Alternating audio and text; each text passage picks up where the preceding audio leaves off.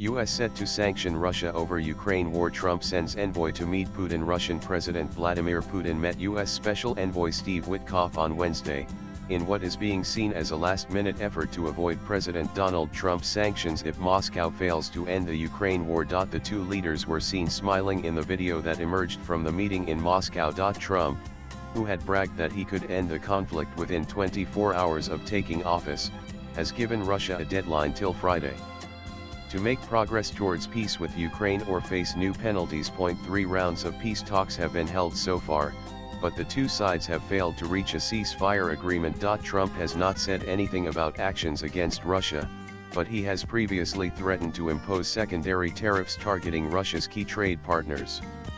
The move would aim to stifle Russian exports, but would risk significant international disruption. Trump said Tuesday that he would await the outcome of the Moscow talks before ordering any economic retaliation.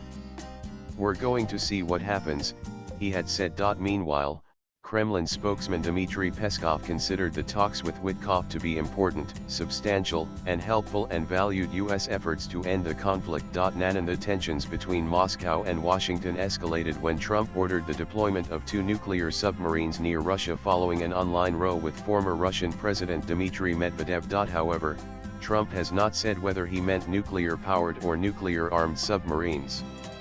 He also did not elaborate on the exact deployment locations, which are kept secret by the U.S. military. In its response, Russia urged caution and suggested it could deploy such weapons in response to what it alleged were similar U.S. deployments within striking distance of Russia. Ahead of the Putin-Witkoff meeting, Ukrainian President Volodymyr Zelensky urged Washington to up its pressure on Moscow to agree to a ceasefire. "It is very important to strengthen all the levers in the arsenal of the United States, Europe, and the G7 so that a ceasefire truly comes into effect immediately.